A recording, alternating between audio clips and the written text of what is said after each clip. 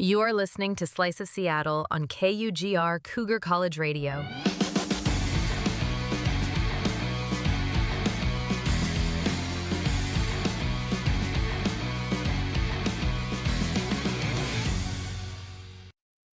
Good morning, Cougs. You are listening to Slice of Seattle on KUGR Cougar College Radio. We are finally back. It has been, I think, 4 weeks since the last time we've been in the studio, done an episode. It's been way too long. Things have kept coming up over and over again. What a time to do an episode. The Mariners lead the ALCS 3-2. Geno has a grand slam. Cal has a home run. It is just the vibes are about as high as I could possibly get right now. But ladies and gentlemen, we are joined in booth today with Gaige Anderson and Levi Coovert. How are we doing today, boys? I love October baseball. Oh my goodness. I love it. Oh my gosh. Yeah, happy to be here. I'm not sure if I could say I love it too. It's very stressful. Yeah. I'm still getting used to it. It's like taking a final exam over and over again. Yeah. No, last night's game was it was so stressful up until that 8th inning. Because, I mean, what? 1-1 baseball game. Geno has a home run. And I'll say this. Okay, going into that game, I was pretty low on the Geno bandwagon. I was saying we should put in Master Boney, get Geno off the field. He was doing awful. Has a legacy game. Just legacy game. Solo homer, gets that grand slam. And the thing I love about that grand slam, too, is it was oppo. He wasn't the problem I've had with Geno forever is he either strikes out and hits a home run, and it's because his approach, it feels like every single time, is just to yank the ball into left field. And he didn't do that. He kept his approach to hit the inside half of the ball, took it to right field, sails it out, and Oppo Taco is they are the best home runs to watch, and it's a grand slam. It's amazing. He finally fixed his approach. So, I don't know. Does this mean that he's going to stay hot for the rest of the series, or maybe the next 2 games of the series? I don't know. But, I mean, I'm starting to have a little bit more faith in Geno now. Well, I feel like he tends to get going in 4 or 5 game hot streaks. So hopefully that was game 1, and we can see at least 2 or 3 more hot Geno games. If we do, that could be huge. Although, the time off in between a potential World Series, that could also kill his momentum. But I'm just happy to see him do well. I was thinking in that moment, man, if he just connects with one right here, wouldn't that be special? And I knew it was either strikeout or home run. Precisely. He wasn't going to hit an RBI single in that moment. He wanted the long ball, and he was going to go for it. So, in that order, too, anyone that was going to hit that grand slam, it had to be Geno. Oh, yeah. Because he feels like the only one that had the actual power to do that. Because who was after him? Canzone, and then people that aren't hitting. And so I feel like that was needed to happen, and he got it done, and it was crazy. It felt like going into this series, one of the things I heard a lot of mainstream media and analysts talk about the Mariners rosters. It's like, hey, they have a roster that any single one of these guys at any point can hit a home run at any time in the ball game or something like that. And I was like, yes, that is true. We got some guys. We have guys on our team. Every single one of them, I have confidence that they could come up and hit a home run in a big spot. Maybe probably not outside of Crawford and Robles. Possibly. But I feel like if you have Crawford gets it done sometimes. That's true. You see, for him, he always I think he has the most grand slams on the Mariners right now. He had 5 or something this year. So I mean, he's a pretty clutch guy when it comes down to it. But I mean, I do agree that any one of those guys could have gotten a home run. But I agree that it was gonna be Geno because he's been due. I was thinking to myself though when he got into that bat, I was like, but he already had his home run today. It was poorly timed. It's a solo shot. He's not gonna do it again. And I was like, I was listening to the radio calls, listening to Rick Riz, and how lucky was it to have Rick Riz on the call? Because they rotate. They go Rick Riz, then Gary Hill, then Goldsmith. So I'm so glad that they had Rick Riz on the call for that because he pulled out the Dave Niehaus, get out the rye bread and the mustard grandma. It was just such a perfect call from Rick Riz, and it was absolutely beautiful. But I think one of the names we got to talk about, because as much as I was kind of down on Geno, I was also super down on Randy. Because Randy has been unfathomably cold in this series. Yeah, but it kind of feels like he's starting to pick it up. I think not this last game, but the game before, he hit that home run, and I'm hoping that kind of wakes him up a little bit. Waked him up. We were down by so many, but I'm hoping maybe that home run, he's maybe getting a feel for the ball now. Yep. But he's not hitting the ball, but he's been really good at getting on base. He's been really good at bats. Yeah. So I have confidence in him still, and I think moving him down to number 5, I think he is now, probably was a great choice from Dan Wilson. Yeah, I mean, everyone talks about, is playoff Randy going to show up? I think we really needed July Randy to show up. Yes. And it hasn't really. It's funny. Like 2 months ago, I was looking at corner outfield as one of our biggest strengths, and now you got Randy slumping and Victor slumping and Canzone slumping, and I'm like, man, I wish we had a. Now I'm thinking like we need to go sign Kyle Tucker. Like we gotta solve our corner outfield, but it's just crazy how quickly things change for guys like that. No, absolutely. It's one of the other things too about this game that was super fun to watch is you got Bryce Miller and Brian Wu combining for 6 innings of 2-run baseball, that's the thing. Because we haven't been to the postseason, so I haven't been able to see postseason baseball. It's been weird, like in the ALDS and in the ALCS, we were seeing guys pitch out of the bullpen who you usually don't see in the bullpen. Like in the ALDS, you had Logan Gilbert and Luis Castillo pitching as relief arms. So when I tell you it is the most trippiest thing in the world to see Brian Wu pitching out of the bullpen, and he did okay. I think like we were talking about it off air, where like outside of the one hit he gave up at the very beginning of his start. Other than that, it wasn't too bad. I mean, he does hit George Springer in the knee, which was. Okay. So loud. It was loud. That was so loud. That was painful. Like I've been hitting the knee before with a baseball. Granted, it was moving significantly slower than that. So I mean, like I can't even begin to imagine how painful it is. So I mean, I'll be interested to see if he's playing today. I'm not sure, or let's say tomorrow. Pardon me, because we have the off day today. I think he will. I hope he does. Yeah. I hope he does well. Yeah, because as much as I do know he's an important part of that Toronto lineup, and him being, if he was out, would be good for the Mariners. It's also fun to watch. It's like good postseason baseball. I mean, the leadoff home run he had on the first pitch against Bryce Miller, Game 1, was electric. I will say that brought my vibes down super low at the start of the series, where I was like, okay, well, it's over. This was a fun ride. Now it's over. But so Bryce Miller owns the Toronto Blue Jays. Pretty much. Because he's given us 2 of our wins. Yep. Yeah. Is he if the Mariners win tomorrow, is he your ALCS MVP? Ooh. I think they pulled him too early yesterday for They did. I mean, he gave him 9 innings of 2-run baseball. Yeah. Over 2 starts. Yep. And he ultimately finishes with a 1-0 record because he didn't get the win yesterday, but still 9 innings, 2 runs against that lineup in the game, and particularly because it was against their ace. Yeah. I think a lot of that MVP stuff goes with storylines. So what? And so I think they either give it to give Cal it or to Geno for his grand. I Cal mean, or yeah, Geno. you could. At the same time, you're looking at and so when all Geno did, he had 1 great game, but Bryce responsible for 2 of your theoretical 4 wins. Yeah.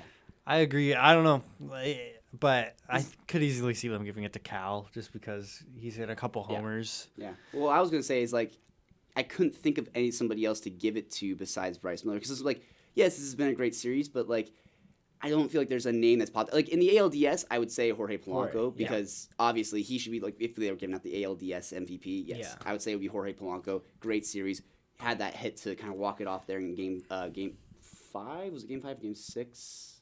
I can't remember in the ALDS, but Game 6, the last game. Yes, the game last 5. game of the ALDS. I think it was game 5. I think it was game 5 because they go to 5 in that. Yeah, but for the ALCS, I think you're right. I think it might have to be Bryce Miller because here's the thing. Going into it, he's been injured all year. His velocity had been down. His other pitches hadn't been working as well. He'd been just kind of messed up. You look at the ERA from I think the past 2 seasons he's been in the league. Then to this year, it was like a 2, then a 3, and then it jumps up to a 7 because he just had arguably a bad year this year in the regular season. But he has shown up in October in just a huge way, and I was not expecting him to be as productive as he has been. And so what you're saying, so when people were saying we snuck out a win game 1, it was because we were starting Bryce Miller. Because people thought, okay, you had a 15-inning game against the Tigers. You're on no rest. Your bullpen's cooked right now. You just need a guy to throw out someone out there to just maybe stop the bleeding for game 1, right? And he didn't just stop the bleeding. He kind of dominated after giving up the solo homer to George Springer. But besides that, I mean, and then he comes into his second start. It's I would have no doubt he could, if they gave out an ALCS MVP, it would be Bryce Miller, without a doubt. But because I also can't think of anybody for the Blue Jays who would get it, because I don't think of any name that's really stood out. Except maybe Jimenez. For them. I mean, if they win the series, you got to give it to Vlad. Oh, you think so? I think. Jimenez would be close, but I think Vlad has been so good, and what is he? He's had 9 straight games with an extra base hit, something crazy Yeah. I don't know. If Springer plays the next couple games, I could see him giving it to Springer as well. He's just been so consistent. He has. That's true. I mean, honestly, if the Blue Jays win the next 2, they'll probably be it'll probably be clear after that who it should be. Yeah. No, absolutely. Guys, we have a quick little segment we want to get to here. We're talking about Mariners baseball. We got Levi Coovert up in the booth. We got to do Coovert's Covenants. He's going to give us his top 6 or 7 kind of rankings of a random topic. He hasn't heard this topic before, so it's new to him as he's coming up into the booth. Levi, are you ready to do this? I'm excited. Let's go. All right.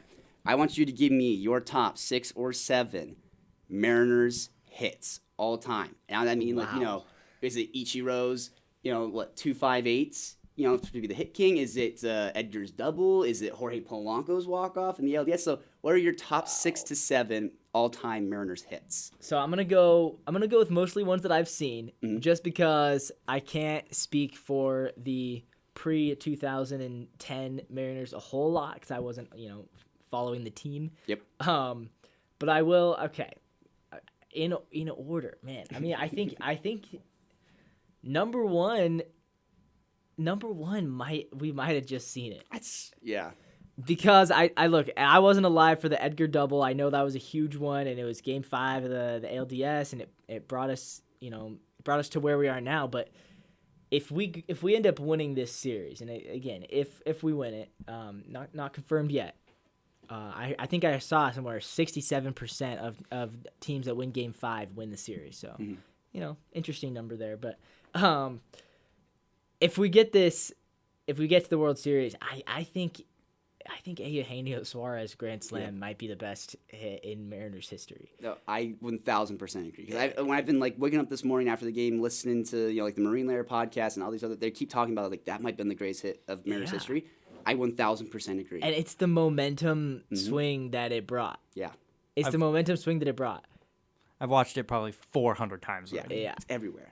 Because if we end up winning tomorrow, and you could probably credit that Grand Slam, that's the hit that woke the Mariners up. And, Cal's home run, by the way, not trying to take anything away from that. He tied the game up. And, potentially, if you're looking at we're down 2-1, bases loaded for Geno with 1 out, let's say Cal gets out there. But now there's 1 out, bases loaded, you're down by 1. What are the chances that Geno presses a little bit too much and hits into a double play? Yeah. You know what I mean? So I think there is sort of a freedom of tie game, bases loaded, nobody out, I'm just going to swing away here. Whereas if you're down by 1 and there's 1 out, then all of a sudden it's like, oh man, he's thinking home run or we lose potentially. Yeah. So you never know. I mean, so Cal's home run changes a lot too, but I'm going to say number 1 right now, Eugenio. I think number 2, I would go, I'm going to have to say the double, even though I wasn't live for it. I know it's a huge hit for Mariners fans. Number 3, I would say, would be the home run that Cal Raleigh hit to get us into the playoffs in 2022. Yeah, I gotta agree with that. Just because, the radio call, Dave Sims, I mean, I know he's with the Yankees now, but still, he was great for us when he was here. I love Dave Sims. A beautiful call. That I have that call memorized in my head. It plays over and over again. It was historic. And that was the flashes of what Cal was going to become in this season as well. Not saying he was as good in 2022 as he is now. I mean, he's a completely different player than he is now. But he was, showing signs that this is the kind of player that he could be in 2025. And I've heard a lot of analysts talk about that, where it's hey, he's been good for a while, and people have kind of been sleeping on him a little bit. And it wasn't until he had to hit 60 home runs this year to be able to show people that, hey, he's that kind of guy. But that number 3 is solid. I love that. Yeah. And then to go off of that, number 4, and I think people forget this one because it was ultimately the next series was a letdown, but Game 2 of the 2022 ALDS, Adam Frazier hit a go-ahead double, and that was an 8-run comeback, and that was a special moment. And people forget that series even happened. I feel like because of what happened after that. But that Adam Frazier double was huge, and the fact that we were able to complete an 8-run comeback. So I'm giving that number 4. After that, I would probably say Polanco, number 5 in the 2025 LDS. That the walk-off hit, 15th inning. I mean, we had a million chances in that game, and Polanco came through. So that'd be number 5. Number 6, I'm gonna say would be man. There's a couple that I want to go with. I'm going to say for 6 and 7, I'm going to say 2 hits that Unfortunately, neither of them actually led to much. Yeah. But there are two hits that I remember really, really well. And so it's kind of a tie. 2014, game 161, Logan Morrison hit a go-ahead double to keep us alive in playoff contention. I remember being so hyped after that one because Felix was starting the next day, and I'd never seen us in the playoffs at that point. That was our first year with Nelson Cruz, I believe, so we had a good lineup that year, and I just thought, man, it's gonna happen. And Logan Morrison was the hero that day. Next game, we did actually win, but I think the Athletics also won, and that eliminated us. Yeah.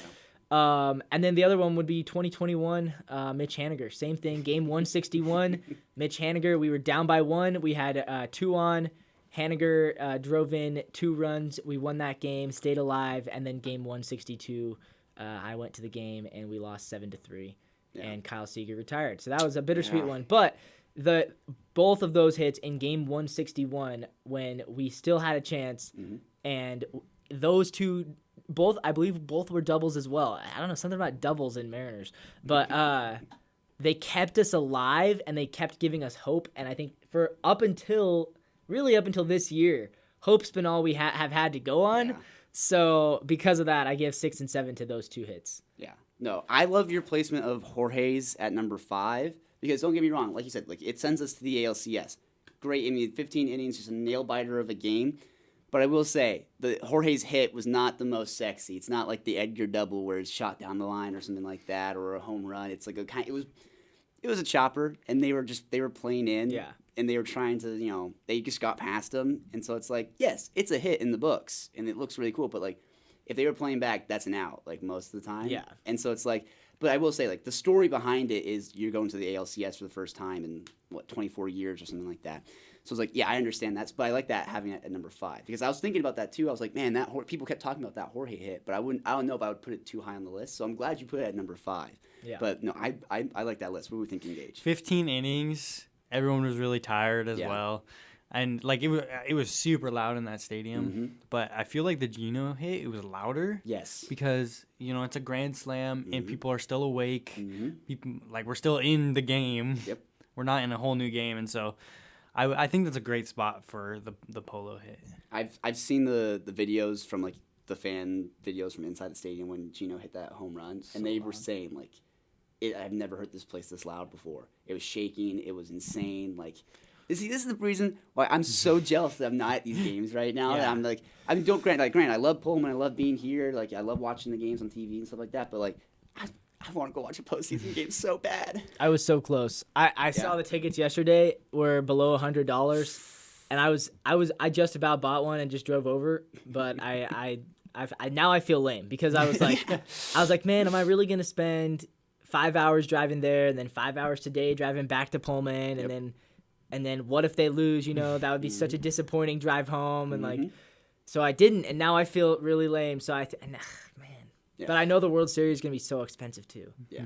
One of my favorite things that the Mariners have done this postseason is, like, the seismic charts in their stadium. Yep. And they'll post, like, how loud it gets. And the seismic charts just being off the charts. It's awesome to see the stadium that loud. Something about Seattle fans and being loud, dude. Yeah. They're making up for the fact that the 12s for the Seahawks are kind of no longer there anymore, which kind of sucks. But yeah. No. One of the things I want to talk about, too, because you were mentioning about, like, you weren't sure if you wanted to go to the game because you're going to drive up if we lost or something like that. Because, like, coming after those 2 losses where the Blue Jays put up, like, back-to-back 10 spots against you, like, I'll be perfectly honest, I was completely, like, down the dumps. I was like, man, because here's the way I looked at it. Game 1, we should not have won that game. And for me, it was like the baseball gods said, like, hey, we're gonna give you a chance to win this game. Cal has that home run, be able to help us win that game. Great. Awesome. Game 2, we got ahead of ourselves. We took advantage of our luck a little bit. We put up 10 runs against them. And then that's where the baseball gods were like, what are you doing? We let you win game 1. You're going to come out and just embarrass Toronto in their home turf like that. When you come home, we're gonna have you lose back-to-back games by 10 runs, right? So, but one of the things, too, I realized going into game 3 and game 4, you could kind of tell Toronto fixed their approach. They weren't hitting very much in those first 2 games, and something, I don't know what it was, but something clicked where they were just getting the bat off the shoulder. They knew how to hit against, it was Kirby and Castillo. They just kind of lit them up, but their approach definitely changed in those next 2 games. Yeah, well, and they're the opposite of the Mariners, where the Mariners, for better or worse, a lot of the time they're swinging for a home run. Yep. And, it paid off last night. Some nights it really has not. Yeah. The Blue Jays are just making contact, and they are so aggressive. I mean, I was getting every time they how many leadoff doubles have they hit? Like Way every too many. inning almost. I swear, you can't even the commercial ends and there's already a guy on second. Like how'd he get there? Like they have been so aggressive and they're just making contact. Like and a bunch of guys that. To be honest, I apologize to the Blue Jays. I was not familiar with your game. Apparently not. Who is Addison Barger? Exactly. Who is Ernie Clement? Who is Nathan Lucas? Yeah. I didn't know these guys existed. I thought we were going up against like Cavan Biggio, and then I realized, no, that guy's he hasn't been on the team in years. They got this new guy playing second base. Ernie Clement is like a friggin' stud. And they didn't even have Bo Bichette. So, Exactly. Credit to them. They're doing this without Bichette. They're doing this with Santander, who I thought was one of their better players. Apparently, he's been terrible all this season. Yeah. And then now Springer's hurt. So, they've got – it's a lot of guys who I considered, like, role players. And now, like, their role players are their stars. Like, Jimenez is tearing us apart. Like, my gosh, I don't know. Well, that's one of the things that the announcers say is, like, the Mariners live and die by the home run, which is a little worrying because you're not always going to hit home runs, but it also is a lot more gratifying when we hit a double. Precisely. Because we're like, oh, my gosh, we can actually hit the ball in the park. Yeah. So. No, exactly. Go back to Jimenez. I didn't know who he was. I was unfamiliar. I know he was an all-star like 3 years ago. Yeah. But he's been bad this year, I think. Yeah, but for some reason he shows up in October. That's the thing. That's what's so interesting about playoff baseball is there will be there will be the names that you're expecting. Like there will be the Shoheis, which we'll get into a little bit here in a second. There will be the Vlads. There will be the Cal Raleighs who pull up and just like they're like, hey, you're a stud. You're a star. You were a stud in the regular season, and you're going to be a star right now. And then there are the guys who are like, who is this dude? Like the Leo Rivas's of the world, where it's just like this guy shouldn't be good at all, but like, hey, he comes up clutch with a base hit here or there. But Jimenez with like he had 2 home runs. In game 3 and 4, he had a home run in game 3, home run in game 4. Maybe I'm butchering that, but he was again not a name I was expecting at all. And it's like yes, they're hitting the long ball, but there's also like death by 1,000 paper cuts, where it's just like you just get base hit, base hit, base hit, base hit. And like you said, they're the anti-Mariners. Yeah, it's just like we kind of need a little bit more of that. And like you said, we live and die by the home run. That's great, and I think it's great because. It's fun to watch home runs. Like they say, chicks dig the long ball. Yeah. I dig the long ball. It's awesome. Yeah. But I do want some more base hits. Yeah, more bases be good. Yeah, going back to Toronto and Seattle. Really, this is what I was thinking about. Also, this is really a series of 2 GMs, two front offices that have just wheeled and dealed their way to success. Like, if you would have told me after 2023, when Mariners missed the playoffs. And the Blue Jays, I believe they got swept in the first round. Yeah. And everyone was kind of down on both of these teams. Like, man, they both rebuilt. They both have these young stars, but neither of them have the juice to go all the way. And there's talks like, oh, what if they trade Vlad? What if the Mariners trade? There's a lot of people saying the Mariners should sell some of their pieces. And credit to both of these front offices, they never stopped trying. They wheeled and dealed. Like both of these teams have totally. They've kept the core guys, but the rest of the cast has been from like 2 years ago to now. It's almost completely different for both of these teams, and they just didn't give up because they knew we have these talented guys. We have Vlad, we have Julio. We have to build around them. We have to find a way. Yep. And both of these teams found a way. Yeah. The fact that we got Geno for Locklear, I believe. Oh yeah. That was a grade A steal. Yeah. And I recall like after we made that trade and we had Geno, and Geno was like a little cold like for the first 2 games that he was here, and like Tyler Locklear hit a home run I think in like his second or third game as a Diamondback. I was like, uh-oh. I was like, did we just like completely misgauge this trade? But in hindsight now, with the Grand Slam, I'm like, no, wait. This might have been one of the greatest trade deadlines for the Mariners or in the MLB in history. Plus, and what's crazy is Locklear could go on to have like 6 All-Star seasons for the Diamondbacks. And I think if we end up winning the World Series and Suarez like has another big hit, it's like we won. We won the trade. Even if Suarez goes and signs with New York next year and we never even see him again in Seattle, we still win. Yeah. And we picked up Naylor as well, who has been just phenomenal. Like, phenomenal first baseman. Yep. He made a couple errors in the postseason, but nothing too big. And then he's just hitting the ball. It's just bouncing off his bat. And so he's so good at hitting the ball and just like taking bats and taking balls, and he knows what he's looking at.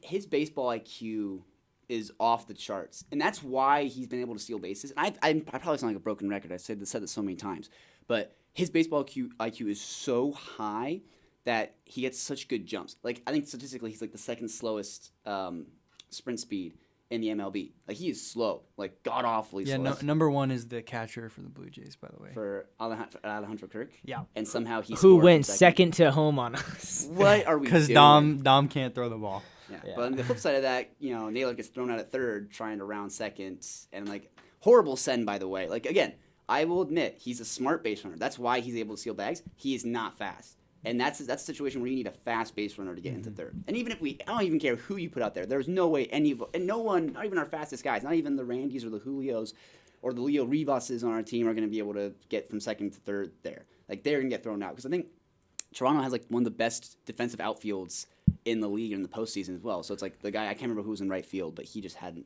arm and just gunned him way too easy. But no, Josh Naylor, if we do not re-sign Josh Naylor, I will be so incredibly pissed. And that's why I talked about you with Levi oh my goodness. Levi, I talked to you about this back like at the Apple Cup. What's your priority for re-signing guys? And I kind of want to get your guys' takes. What's your re-signing priority list for this offseason? Well, mine has actually changed. Oh. So a month ago, I would have said Naylor is my top priority to sign him to a long-term deal. Yeah. Now, my priority, honestly, is to sign Polanco for 2 years. Okay. I don't even need him for more than that, but I think you have to bring back Polanco after what he has done, starting hot, carrying you through the entire first month of the season. Yeah. Then he gets cold, and you're like, man, is he out of it? And then he comes back at the end of the season, really hot finish, really hot in the postseason. I think Polanco has to be your top priority because I don't see what your solution is at second base. I don't think you can go to Cole Young. After seeing how bad Cole Young was and how good Polanco has been, I think if you go to opening day and your starting second baseman is Cole Young, that just says to the fans, we don't care. Is Rivas second base? Yeah, Rivas he can play second base. Only he can play like anywhere in the infield. I think he can play second, short, or third. I mean, like most of these guys, I could say like, yeah, you could play. I like Rivas. He has me hopeful. Yeah, I think Rivas is a great as a Dylan Moore type of guy. Yeah. Utility type of guy. Yeah. Like we need guys like that on the team. That's why he's useful to have on your bench in case it's like, hey, we need to pinch hit in this situation and go out and play second base or go out and play third base or go out and play wherever. I will say I still think as good as Jorge has been, I wouldn't say streakiness, but the cold streaks for him. That's true. Like his floor is like in the sub basement where no one can see it. It's like, who is this guy? That's right? true. And so that's where I wouldn't put him at my number one. And I'd keep it as Josh Naylor because his floor is like, okay, he's not being the most productive. He's had like the announcers for the Fox broadcast put it perfectly. He's been a yo-yo where it's like he either goes 3 for 3 one game for the postseason at least, goes 3 for 3, and then next game he goes 0 for 3, and then 3 for 3 again, and then 0 for 3. And so I'm like, yeah, that's kind of how it's been. Like when he's hot though, he's hot. He's getting singles. He's getting on base. He's stealing bases. He's got a huge baseball IQ.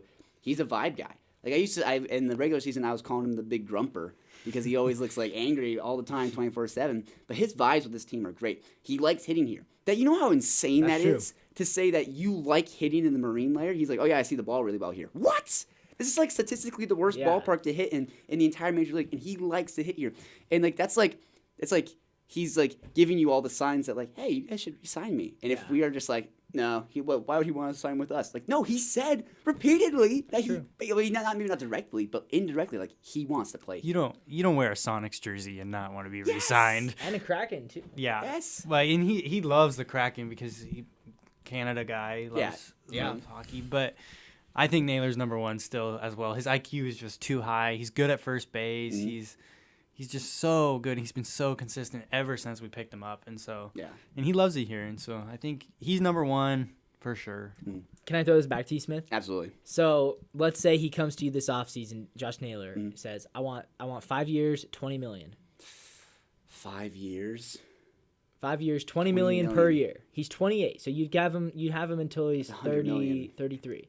Yeah, until he's 33. Yeah. Because that's the thing too. I think people don't realize he looks pretty old. And, he just had a kid. Oh yeah, he's in his prime right now. He's 20. Like, he probably has 2 or 3 more like great years left in. That's why. Okay. So he's 5 years, $20 million a year. So basically, that adds up to $100 million. $100 million total. He's worth it. I wouldn't say that's a steal. I would say that might be on par for what I would be willing to give for him. But then I gotta think of who we'd have to like. Okay, but now, so you're saying you'll do it. Now I'm gonna throw a wrench in your plan. Okay. The Astros, they're offering him 6 years, $22 million. Are you gonna beat that? Okay. Does he go and play for the Astros though? I mean, that's the thing. So he says you got to beat this Mariners, or I'm signing with Houston. Okay. Oh, he says we have to beat it. Yeah. Okay, because I was about to say like, I'll just appeal to his better judgment, and then he's just like, no, I'll play for less. Nah. And see, yeah, okay. Naylor says, look, Houston, they got me the car, the whole package. 6 years is better than 5, So can you beat that? I would say because of the circumstance of it being Houston. If it was like the Dodgers and they were like, we're gonna offer you more, I'd be like, fine, go to LA, right? Actually, not Dodgers. Actually, I hate the Dodgers, but. If it was a team that isn't a AL West division rival, Gotcha. right? If it was somebody else where he goes to them, it's like we don't have to worry about them in the postseason or anything like that. I would say, okay, I probably wouldn't go above $100 million.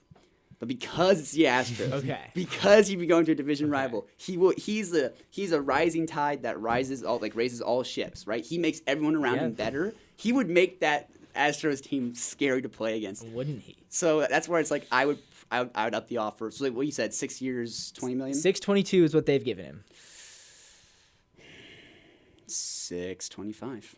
Wow. I okay. mean, it's worth it. He's so worth it. All right. So now we have breaking news though.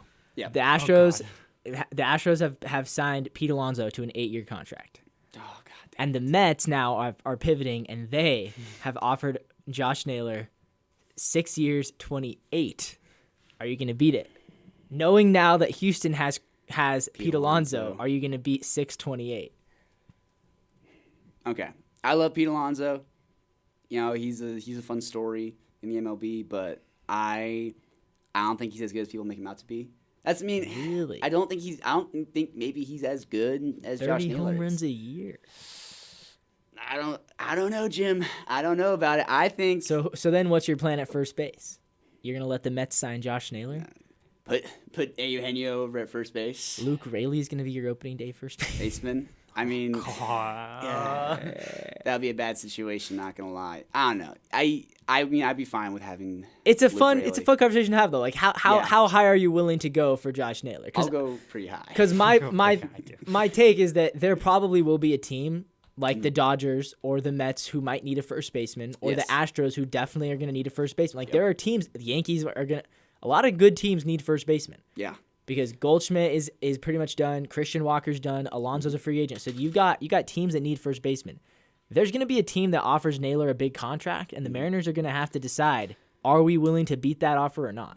I hope that we don't have to beat it. We can maybe just match it or be a little bit under it, and he just wants to stay here. Yeah. Because that's what I see from him. But sports players put that on that facade all the time. Yeah. When money talks. But yeah, I hope that isn't the case. Yeah, actually, he's going to the Dodgers and a $200 million deferred contract. Oh. I would quit watching baseball.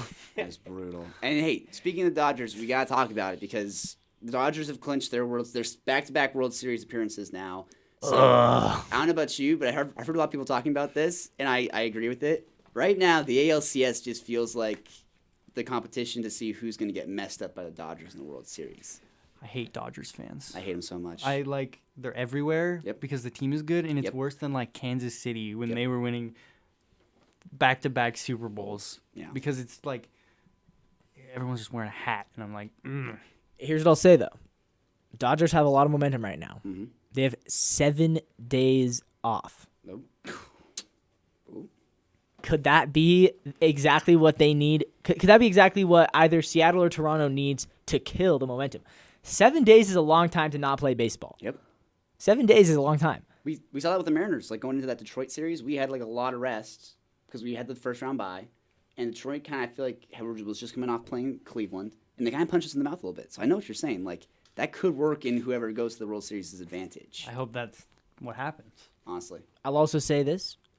Dodgers, they got swept by Milwaukee regular season 6-0, and then they beat them all 4 times in the championship series.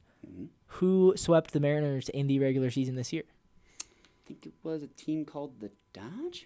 It was. We Last weekend of the season, in fact. We weren't trying. No, we weren't trying. Well, say what you want to say. They beat us all 3 times, but maybe this time we can get revenge just the same way that they got revenge against the Brewers. Yeah. Baseball's weird. It's a weird sport.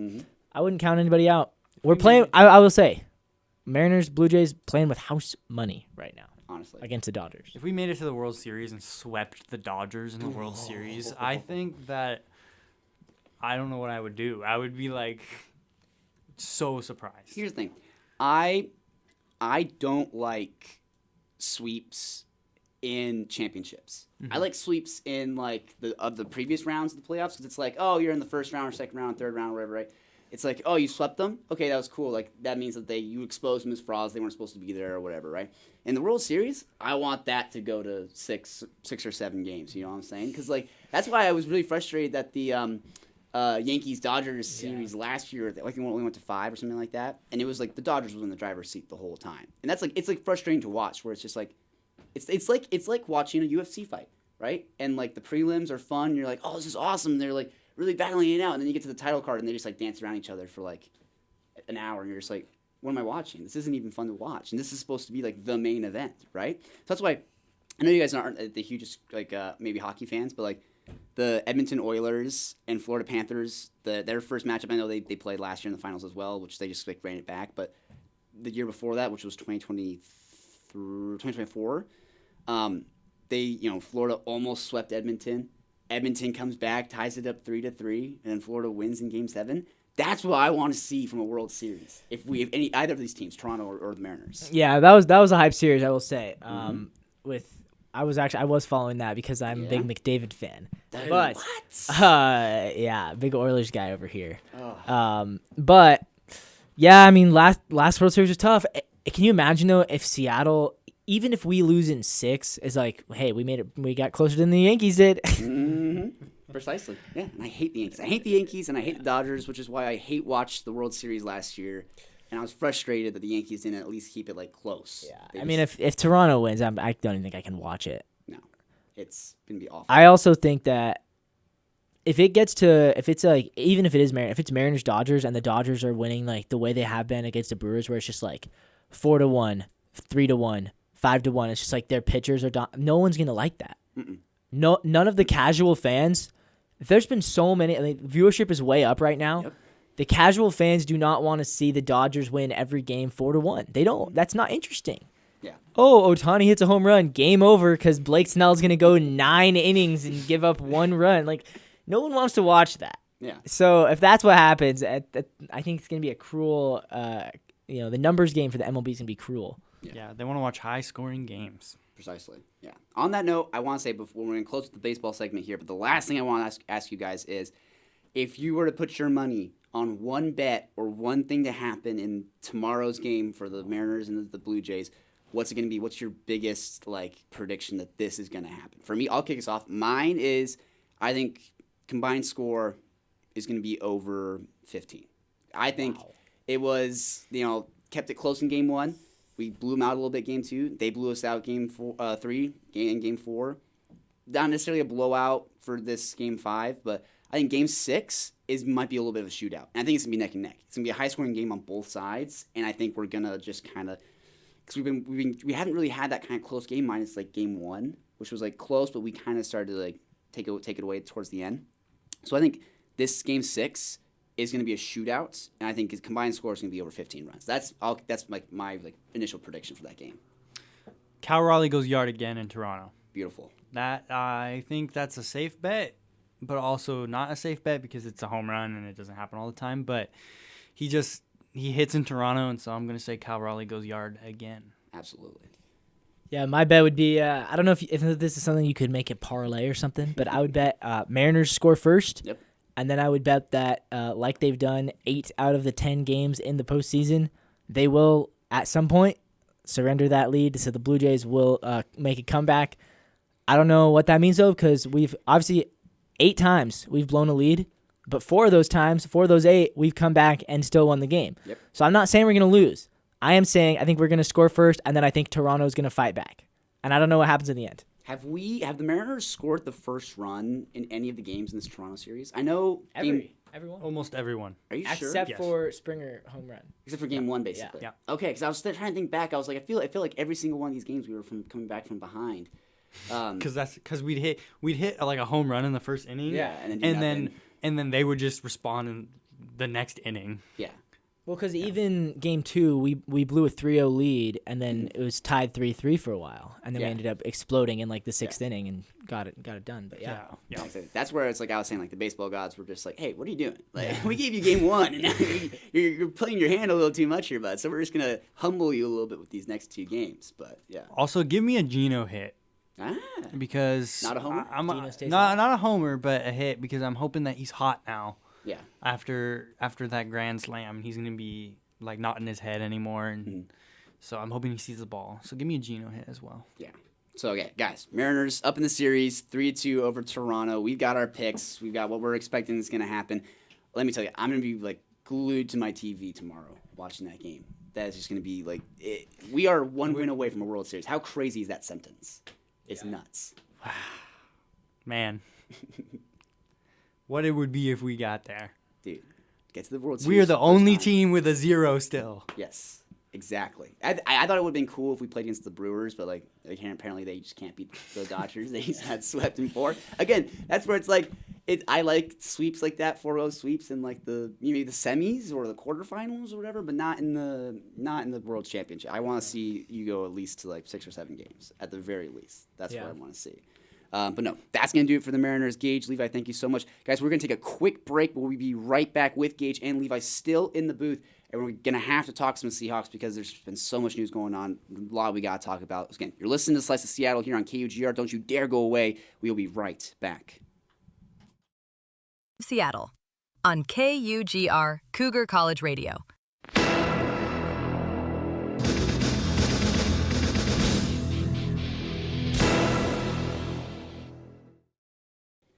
Welcome back, Cougs, to Slice of Seattle on KUGR Cougar College Radio. We are back up in the booth. We got Gaige Anderson and we got Levi Coovert. We just got done talking Mariners, talking postseason baseball, and now we got to talk some Hawks because, look, they're having – okay, I've said it before. I'll say it again. I think that they are arguably the most underrated team in the NFL right now. I know they're, 4-2 right now in the year, which isn't the best, but I would say – we're looking pretty strong going into this year. Can I get you guys' thoughts on how the Seahawks season's been going so far? 4-2 is great. I think it's a great spot. But I think we should be 5-1. Exactly. Because we shouldn't have lost that 49ers game. Precisely. But, I'm not mad at 4-2.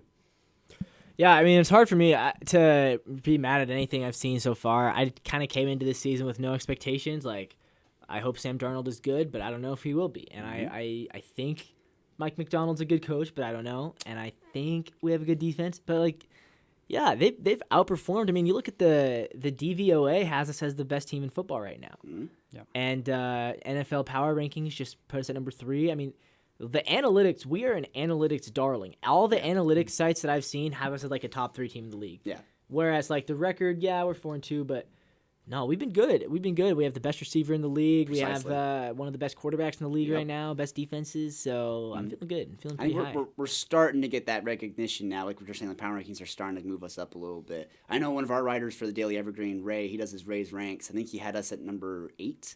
Yeah, which is probably a little closer to where I'd have us. I don't know if I'd say number 2 like the NFL, but Yeah, that's maybe a little bit delusional. I know what you mean, but it's like, you mentioned it. JSN is the top receiver in the NFL right now. He has 696 receiving yards. And the thing that's fascinating about it is the guy below him, number 2 on the Seahawks, is Cooper Kupp. He's got 261. That fall off is absolutely nuts, which means we're just force feeding JSN the ball, which, I mean, I would too if he's that good. I mean, I guess that's the reason we got rid of DK Metcalf. We Precisely. did not need him because we are JSN merchants. Exactly. Put the ball in that man's hands. Yeah, well, it's funny because everyone said, Justin Jefferson made Sam Darnold last year. Maybe he didn't. Maybe Sam Darnold made Justin Jefferson last year, and now Sam Darnold is making JSN. say what you want, but Sam Darnold has been the most accurate passer in the league for over 20-yard throws. He's been incredible on the deep balls. Yeah. I think he was the reason. Sam Darnold was the reason why people kept underestimating the Seahawks coming into this year. There's whatever I would talk with anybody, and still is. Yeah. I mean, I whenever someone's always like, I'd say oh, I think the Seahawks are gonna be good this year, and they're like, really? Who's your QB? Sam Darnold? And they'd laugh, and I'm just be like, yeah, it's Sam Darnold. Yeah. And they're like, well, he's good. He had a fluke year with the Vikings. I'm like, no, I think I don't know if we're gonna pull a Geno and revive his career, but now I'm starting to think hey, he's really, really good. He's third in the league for passing yards. He's insane. And if you go back to 2023 when he was with the Carolina Panthers, or 2022 with Carolina, his last season in Carolina, he was 4-2. Yep. And then spends a year with San Francisco, but he was good with Carolina. But he didn't do enough to get a starting job. I get that. Then he goes 14 wins for the Vikings, and now he's already 4-2 here. So he's 22 and 8 in his last 30 starts. You can't tell me that's not a good quarterback. That's not a fluke. Yeah. Between 4 different teams, he is 22 and 8. And one of those teams is the Panthers. Yeah. And one of those teams is the Vikings, who were good, but they were never that good. And now Seattle with, I believe, the second youngest offense in the league. Only the Packers are younger on offense. So he takes a bad Carolina team, a mid-Vikings team, and a super young Seahawks team, and he wins. He just wins. Yeah. Yeah. And now he's putting up the numbers. Yeah, he's good. He's he played for the Jets, but the Jets are the poverty franchise, right? Oh, yeah. No one can win on the Jets. And so I think everyone, even me, was he's done. His career's over. Yeah. And then he was a backup for a while. And I think his time at San Francisco really helped him, sitting behind people. And then he went to Minnesota and was just phenomenal. Yeah.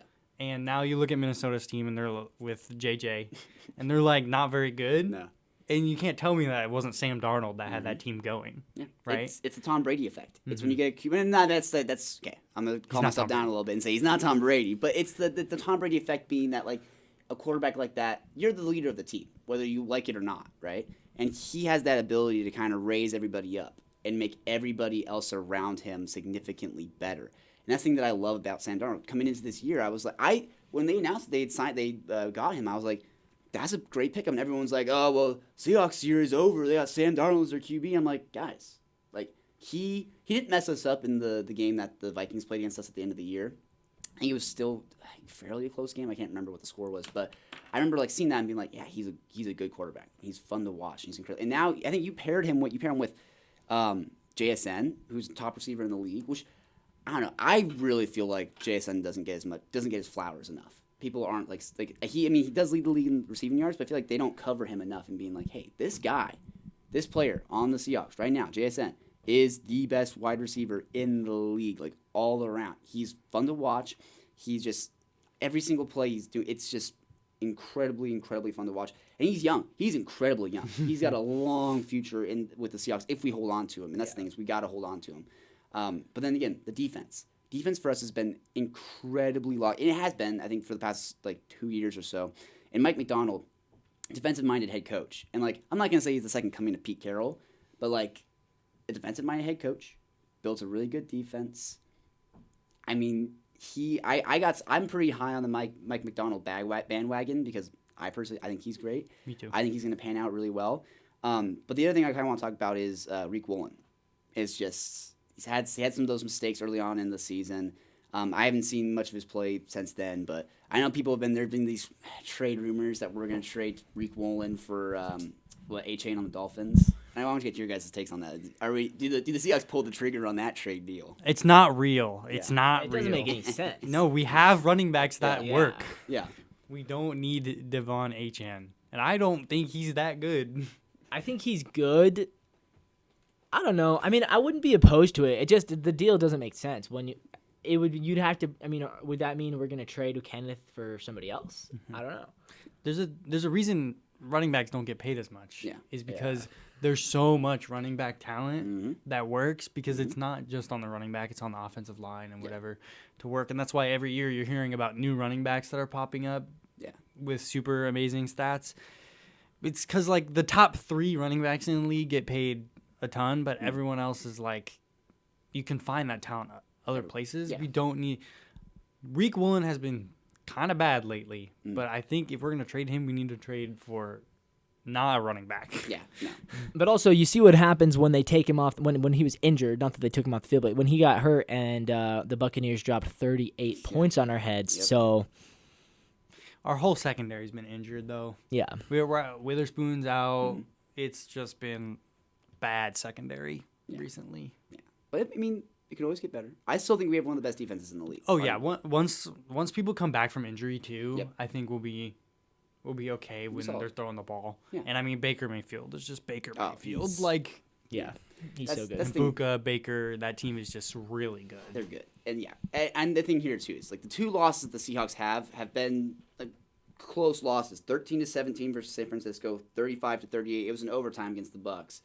I mean, just, like, close games. And when we've won 31-17, 44-13, 20-12.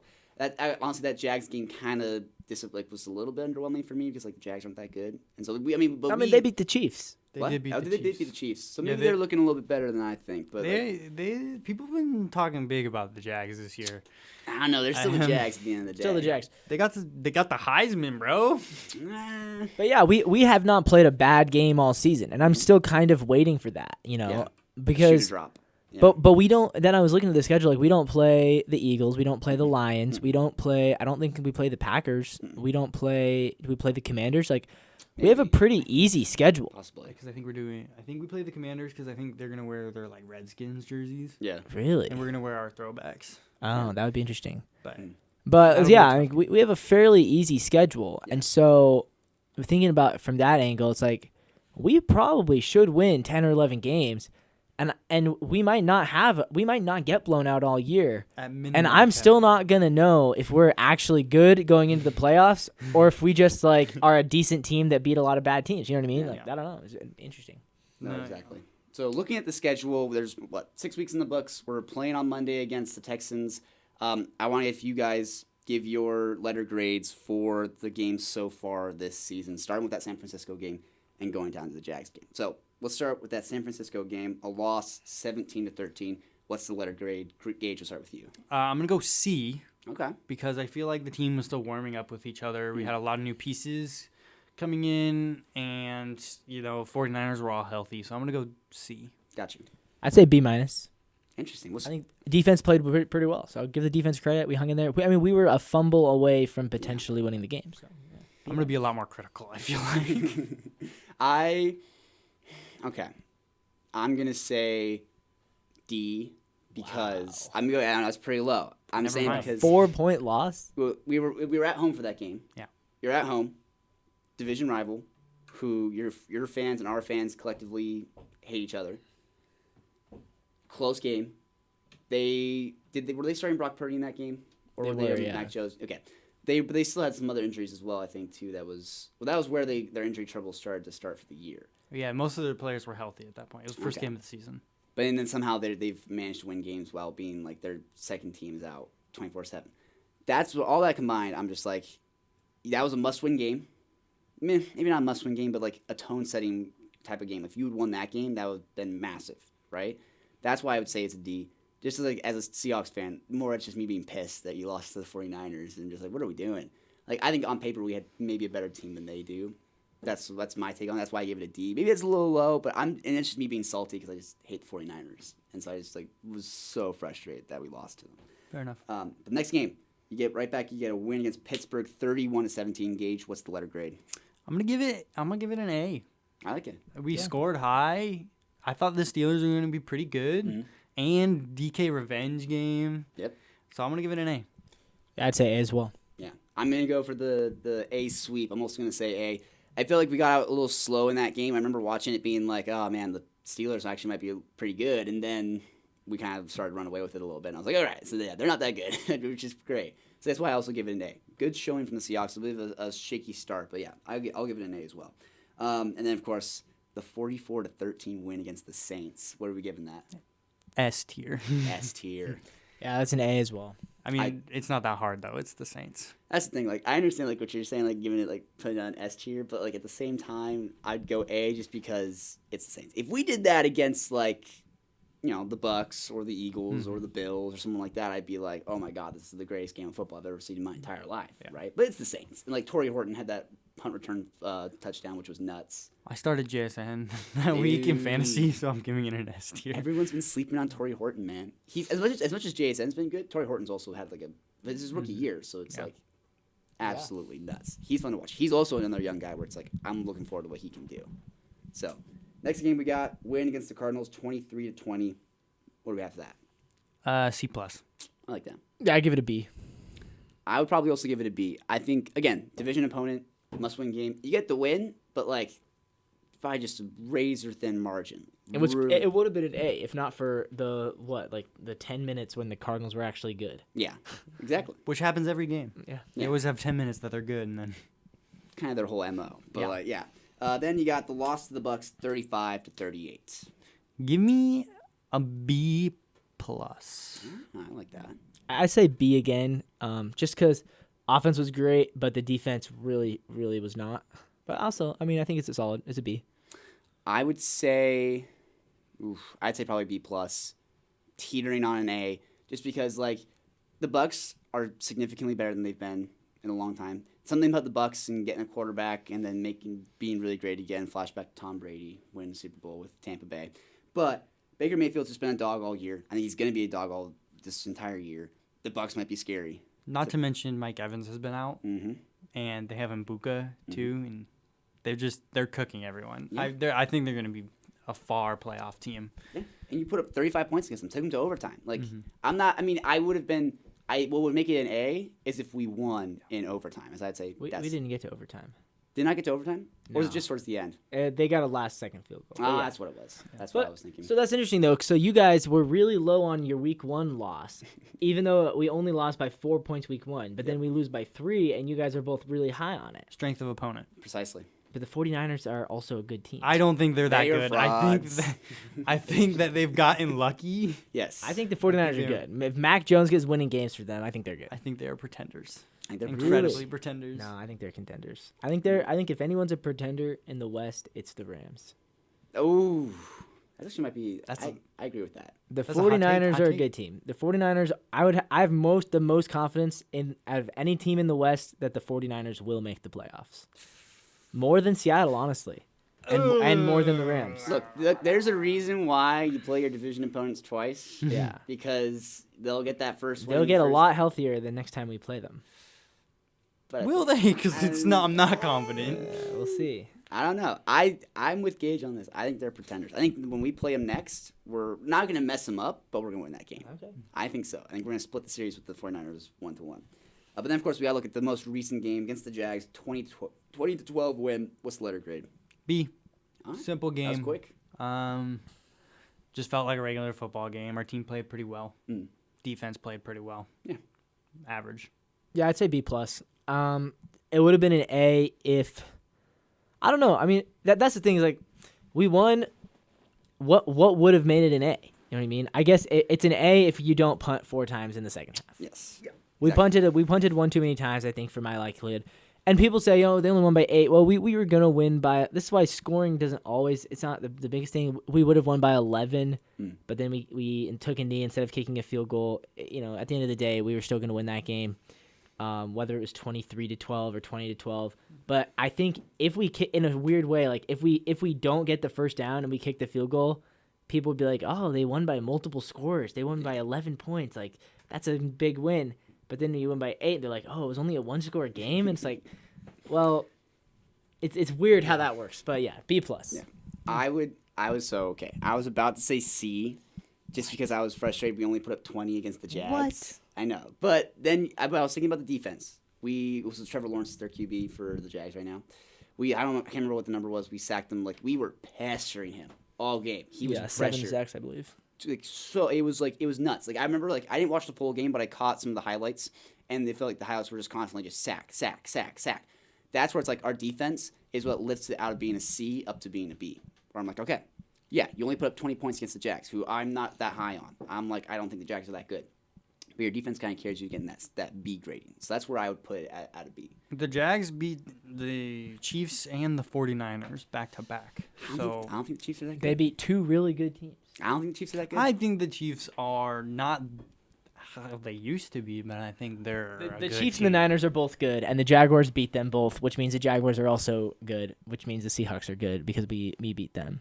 You heard it here first. We're winning the Super Bowl. We are winning the Super Bowl this year. So Yeah, we're better than the Chiefs. We beat the Jags, who beat the Chiefs. Yeah. Thus, we're better than the Chiefs. Who beat the Chiefs in the preseason? I think it was... It was us. It was us, yeah. Exactly. So basically, we're Super Bowl contenders is what I'm hearing. But no, next matchup, we're playing against the Texans. What are we looking forward to for that matchup? Defense needs to step up. Mm-hmm. I don't know. I'm looking forward to the morning when I wake up and see the score. Ah. Yeah, they have this game playing at 7 p.m., which is insane. Yeah. No, I joke. I will stay up to watch it, but there are going to be fans who don't. What are we doing, NFL? Why are we putting the West Coast game at 7 p.m.? Wait, no. What time did the Mariners play? The Mariners would play at, They're I believe, 5 o'clock game? For Monday? Well, if it's at 5 o'clock in Toronto, that means it's 2 For Sunday. for us. So, Loki, you could be able to watch both those games. Yeah. That would work out perfectly. That's a beautiful day for Seattle sports right there.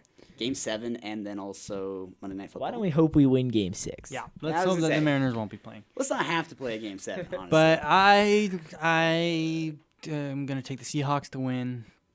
Let's go 24 to 7. Ooh. I think we hold them to just one score. Wow. Interesting. What do you got? I'm going to be the contrarian here. I'm going to take the Texans to win this one. I think. Whoa! Look, Houston, I think they're better than their record shows. Yeah. They lost by 3 points to the Buccaneers, same as us. They also had a really close loss early in the season to the Jaguars, where I think Stroud threw a game-ending pick. Yeah. But I think the Texans, they figured it out. You know, they hammered the Ravens like 40-0. I'm pretty sure it was crazy. Yeah. And I think the Houston Texans, and plus it's a home game, which I think actually puts us at a disadvantage, weirdly enough. Yeah. So I'm going to go Houston narrowly gets us. I'm going to say 26-24. Yeah. I think Darnold throws 3 touchdowns, looks good, but I think Stroud is also going to put up some numbers. And, I'm taking Texans 26-24. Just the way the defensive line has been playing, though, I'm like... For us? Yeah. I'm like, I think we can hold them. Possibly. That's okay. So here's the thing. So Texans also have a really good defense. They've one of the better defenses in the league, if I'm remembering correctly. So maybe I should change it 16-14. That's what I was about to say. I was gonna say. Ew.